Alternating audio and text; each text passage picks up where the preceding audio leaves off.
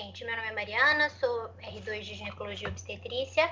Vou apresentar esse artigo, traduzindo, Imitadores de Pré-eclâmpsia, uma revisão, só um minutinho para passar aqui, é uma revisão australiana de 2016, que foi publicada pela Elsevier, nesse jornal internacional de saúde cardiovascular da mulher.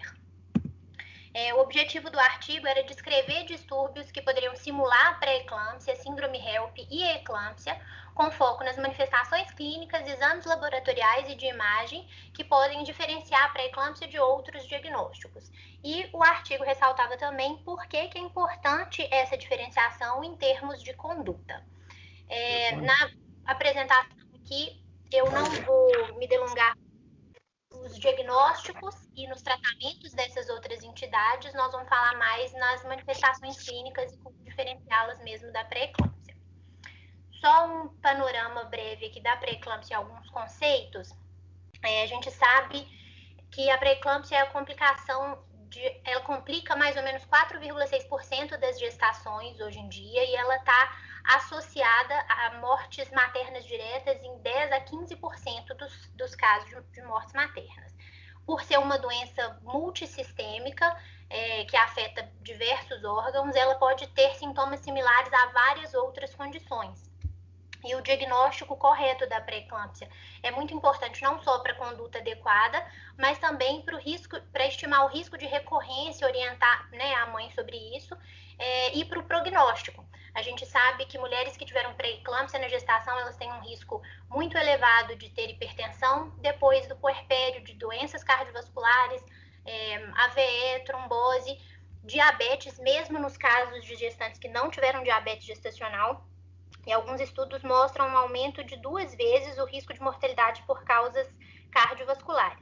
Além disso, os filhos de mães que tiveram pré-eclâmpsia, eles têm um risco maior de hipertensão, dislipidemia e obesidade na adolescência e na vida adulta. Então, estimar esse prognóstico com o diagnóstico correto é muito importante. Antes da gente começar mesmo o artigo, eu vou passar aqui em alguns conceitos, só para ficar claro. A gente entende a pré-eclâmpsia, então, como uma síndrome específica da gestação, que ocorre, em geral, a partir da 20ª semana, e ela é caracterizada pelo surgimento da hipertensão e proteinúria, ou hipertensão e disfunção nos órgãos-alvo, que é o que a gente chama de sinal de gravidade. Ela pode surgir também após o parto, mas na grande maioria das vezes acontece antes do parto, e quando ela acontece depois, geralmente é nos primeiros dias, nas primeiras 48 horas, mas pode acontecer também até uma semana após o parto. A gente divide a pré-eclâmpsia até para termos de conduta em pré-eclâmpsia com critério de gravidade e sem critério de gravidade. Colocando aí na tela para vocês os critérios de gravidade, que inclusive eu peguei do nosso protocolo aqui do Hospital das Clínicas. Então, uma pré-eclâmpsia associada à crise hipertensiva, que é a pressão sistólica maior que 160 ou diastólica maior que 110, já caracteriza uma pré-eclâmpsia com critério de gravidade. A plaquetopenia com plaquetas menores que 100.000, disfunção hepática, disfunção renal, disfunção pulmonar ou neurológica, com todos esses sintomas que estão aí, já caracterizam uma pré-eclâmpsia com critério de gravidade. Além disso, a eclâmpsia, só para clarear os conceitos, são as convulsões em gestantes com pré-eclâmpsia na ausência de outras condições neurológicas que justificariam esse sintoma. E a síndrome HELP, ela é um acrônimo para hemólise, elevação de enzimas hepáticas e plaquetopenia. A gente entende a síndrome HELP como um provável subtipo da pré-eclâmpsia com critério de gravidade, mas em alguns casos, poucos, ela pode se apresentar sem hipertensão e sem proteinúria, mas na maioria das vezes, como vocês podem ver, entre 82% e 88% das vezes ela tem a hipertensão associada e em quase 100% das vezes tem a proteinúria associada. A síndrome HELP, ela complica aproximadamente 0,1 a 0,8% das gestações e de 10 a 20% dos casos de pré-eclâmpsia grave. Eu quis ressaltar esses conceitos todos e até deixei uns outros conceitos também no final do slide para facilitar a diferenciação das outras entidades que a gente vai falar daqui para frente. Em termos de manifestações clínicas, o artigo faz um quadro bem grande das manifestações mais comuns da pré-eclâmpsia Eu deixei mais claras essas aí primeiras, porque elas já são muito relacionadas aos próprios critérios de gravidade que eu já citei.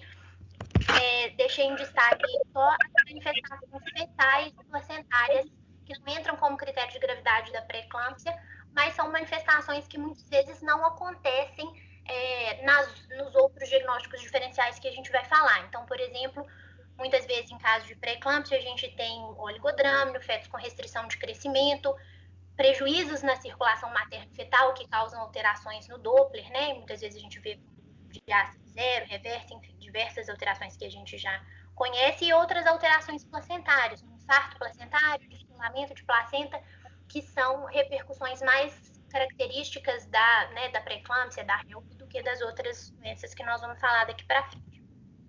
E esse quadrinho é um quadro do artigo, e ele divide esses imitadores, né, de pré-eclâmpsia, como eles colocam, em situações que simulam a pré-eclâmpsia sem sinais de HELP, situações que simulam a HELP síndrome e situações que simulam a eclâmpsia. E eu vou falar bem brevemente desses fatores, mas de como diferenciá-los da pré-eclâmpsia. Mas para quem tiver interesse, o artigo é bem interessante porque ele fala também das formas de diagnosticar e de tratar cada uma dessas condições. Bom, pensando nos diagnósticos diferenciais da pré-eclâmpsia sem sinal de gravidade, o artigo começa falando sobre as causas de hipertensão secundárias, que seriam causas de hipertensão secundárias renais, que seriam as doenças renais pré-existentes, a hipertensão arterial crônica pré-existente, né, e a estenose de artéria renal. O artigo coloca, então, que a maioria dessas doenças renais, elas vão cursar com hipertensão e proteinúria, e que o nível de proteinúria, a tendência é que ele suba mesmo ao longo da gestação. E muitas vezes fica difícil de diferenciar da pré-eclâmpsia. Mas aí algumas coisas que facilitariam. Na doença renal pré-existente na hipertensão arterial crônica, geralmente a hipertensão e a proteinúria, elas estão presentes desde antes da gestação, ou pelo menos antes da 20ª semana de gestação. Além disso, é possível observar indícios dessas condições por sedimentos urinários no exame de urina, ou talvez um ultrassom renal alterado. Eles falam um pouco mais sobre o segmento do diagnóstico, falam que a biópsia renal, nesses casos, não é muito indicada nas gestantes, porque tem uma taxa maior de complicações, mas muitas vezes a gente consegue diferenciar o diagnóstico só com as características clínicas mesmo. Em termos de estenose da artéria renal, o importante é que geralmente é uma hipertensão muito grave, de início precoce, mas sem proteinúria, e tem uma função renal normal. E nas causas endócrinas de hipertensão secundária, o artigo cita feocromocitoma, síndrome de Cushing e o aldosteronismo primário. E nessas três condições, o mais importante em termos de importância do diagnóstico é que todas as três condições têm uma alta taxa de mortalidade materno e fetal. Então, por isso, é tão importante o diagnóstico diferencial com as síndromes, com a pré-eclâmpsia e com a eclâmpsia. O feocromocitoma, especificamente, eles têm um estudo com 77 gestantes, mais ou menos, e eles colocam que não houve nenhuma morte materna naqueles casos que foram diagnosticados antes do parto, mas quase 30% de mortalidade materna nos casos que não foram diagnosticados antes do parto. Então, o diagnóstico precoce é muito importante. No caso da síndrome de Cushing, eles colocam que é muito raro, né, na gestação, até por diminuir mesmo a fertilidade. Tem um estudo com 150 casos descritos, mas é só o que tem, mas ressalta a importância pela alta taxa de câncer de adrenal nesse tipo de situação associada à gravidez. E já o aldosteronismo primário, eles colocam como a causa mais comum de hipertensão arterial secundária em não gestantes, então representa mais ou menos 7,4% das causas entre pacientes de 18 e 40 anos, e é uma causa importante de mortalidade materna.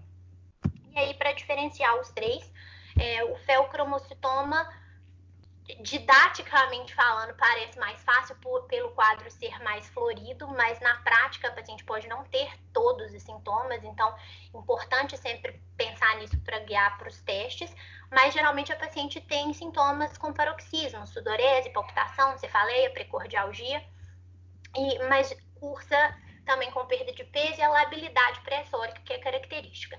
A síndrome de Cushing tem os sinais de hipercortisolismo, que você não vai observar na pré-eclâmpsia, né? Uma paciente com ganho de peso, estrias, pele mais fina, fáceis, né, de lua cheia. E no aldosteronismo primário, o que é mais marcado, além da hipertensão precoce, é a hipocalemia, que não se observa na pré-eclâmpsia.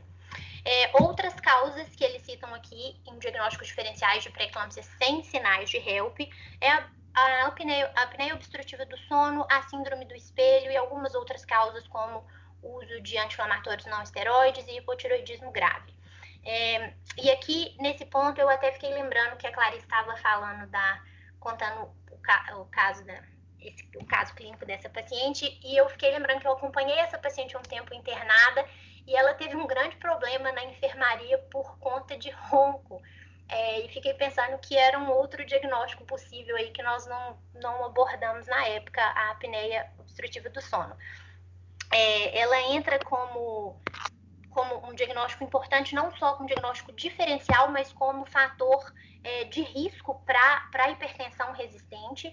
Aumenta muito a mortalidade, tanto materna quanto fetal. E tem vários estudos mostrando que o tratamento da apneia melhora muito os níveis pressóricos, inclusive pode diminuir a proteinúria na gestante com esse sinal. A síndrome do espelho, a gente entende, né, como sinais e sintomas maternos da presença de hidropsia fetal, e aí no caso a hidropsia fetal seria o grande ponto para diferenciar, né, de uma síndrome HELP. E aí aqui, ó, a apneia obstrutiva do sono, a gente já sabe, né, o diagnóstico é feito pela polissonografia também. E a hidropsia fetal, 2 pontos que diferenciam bastante da pré-eclâmpsia, além da hidropsia, o polidrâmino e a hemodiluição, quando na pré-eclâmpsia ocorre justamente o contrário, né? Existe a tendência a um oligodrâmino e a uma hemoconcentração materna. Em termos de anti-inflamatórios, o artigo cita que isso não é muito claro, que existem artigos que mostram que o uso de anti-inflamatório, principalmente no pós-parto, pode piorar esses sintomas de hipertensão, mas que outros mostram que não tem relação. E o hipotiroidismo grave também entra como um fator aí de confusão, podendo cursar com níveis pressóricos aumentados sustentados. Seguindo, falando em diagnósticos diferenciais em relação à síndrome HELP, o artigo cita alguns casos um pouco mais raros, porém mais graves, seriam a púrpura trombocitopênica trombótica e a síndrome hemolítica urêmica, a esteatose hepática aguda da gravidez, o lúpus e a síndrome do anticorpo antifosfolípide e a hepatite por herpes simples. E dentro desse grupo, eles ressaltam ainda mais a importância do diagnóstico diferencial por serem entidades com mortalidades muito elevadas sem o tratamento adequado. Deixa eu passar aqui para vocês. A púrpura trombocitopênica é a síndrome urêmica. Elas cursam com hemólise grave, uma trombocitopenia muito acentuada, porém elevação mais leve das transaminases. Muitas vezes elas podem ter febre e eles colocam essa razão LDH sobre TGO, que quando ele está maior que 22, você fecha um diagnóstico dessas entidades e isso não necessariamente acontece com a HELP síndrome. Na esteatose hepática aguda da gravidez, eles colocam, para diferenciar da HELP, nesses casos é uma coagulopatia muito grave, com uma hemólise mínima, uma trombocitopenia que é geralmente leve ou quase ausente, e tem algumas características mais específicas, como muitas vezes um diabetes insípidos, uma hipoglicemia, aumento dos níveis de amônia e diminuição da antitrombina 3. No lúpus e na síndrome anticorpo antifosfolípide, e aqui especificamente eles falam dessa síndrome anticorpo antifosfolípide catastrófica, que eles chamam, que é uma síndrome que cursa com falência múltipla de órgãos, com uma mortalidade muito alta, chegando a 30%, sem o tratamento adequado. Eles colocam como essa síndrome catastrófica uma rápida falência de órgãos e múltiplos episódios de trombose. E o lúpus, geralmente, você consegue fazer o diagnóstico com os marcadores da doença alterados e manifestações extra-renais, né? Que não necessariamente você vai ter ali na síndrome HELP. E, além disso, eles citam também a hepatite por herpes simples, que dariam mais alterações hepáticas, né? Geralmente uma paciente que cursa com dor abdominal, aquela epigastralgia característica da HELP síndrome, mas além disso é um quadro que cursa com febre, muitas vezes tem lesões de pele, ausência de hipertensão ou proteinúria, em detrimento de um aumento mais importante dos marcadores hepáticos. E aí, queria ressaltar outros diagnósticos diferenciais para a síndrome HELP. Até esqueci de ressaltar, queria ter grifado aqui, transmitido por artrópodes, porque também foi uma das nossas hipóteses diagnósticas com o caso clínico que a Clarice apresentou, né? Picadura, mordedura de insetos. O dela a gente suspeitou em alguns momentos que ela poderia ter sido picada por uma aranha, então também entram como diagnósticos diferenciais. Além de leptospirose e asepse bacteriana, que também entra como um diagnóstico diferencial importante. Essa semana mesmo a gente teve um caso de uma paciente no hospital que teve um choque séptico e um choque hemorrágico e numa gravidez muito precoce, se não me engano, acho que era 22 semanas, uma coisa assim, e o pessoal do CTI questionou se essa paciente poderia estar fazendo HELP também. O artigo até coloca que uma boa forma de você diferenciar, nesse caso, uma sepse de uma síndrome HELP seria pelo nível da pressão mesmo, né? Geralmente a paciente na sepse faz uma hipotensão, tem febre, tem uma frequência cardíaca mais elevada, mas nesse caso, como o paciente também teve um choque hemorrágico, ficaria mais difícil de diferenciar de qualquer forma. Enfim, alguns diagnósticos diferenciais com a eclâmpsia. O artigo cita a trombose de seio cavernoso, síndrome de vasoconstrição cerebral reversível, a punção dural e causas metabólicas, como hiponatremia, hipoglicemia e hipocalcemia. E aí todas essas entram... a gente deveria prestar mais atenção em casos que ocorrem antes de 20 semanas de gestação ou após 48 horas depois do parto, né, em pacientes que não tiveram sinais de pré-eclâmpsia ou que tenham persistência dos sintomas neurológicos ou da perda de consciência, que não é característico da convulsão da eclâmpsia. Em termos da trombose do seio cavernoso, eles citam geralmente a ausência da hipertensão e da proteinúria, como eu disse, e déficits neurológicos focais e sinais de hipertensão intracraniana, que a gente não observa na convulsão da eclâmpsia. A síndrome de vasoconstrição cerebral reversível, eles colocam que geralmente ocorre no pós-parto, na primeira semana pós-parto, então um tempo mais prolongado do que a gente ainda esperaria uma eclâmpsia, e é um quadro que vem com uma cefaleia muito intensa e múltiplos déficits neurológicos focais.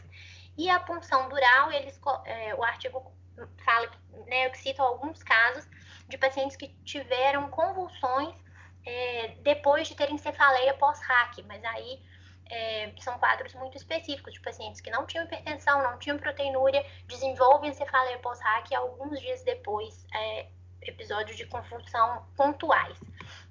E aí pode ser pela punção dural. E é isso, muito obrigada. Aqui no final, só porque o Mário me falou que esses slides iam ficar disponíveis, eu coloquei para você só a título de revisão mesmo, os outros conceitos de hipertensão arterial crônica pré-existente, gestacional e de PE sobreposta à hipertensão arterial crônica, só para facilitar quem quiser dar uma olhada no artigo. Eu sei que é um artigo muito cheio, um slide muito cheio de informação, mas eu acho que fica fácil para dar uma olhada depois, quem quiser estudar. E é isso, muito obrigada.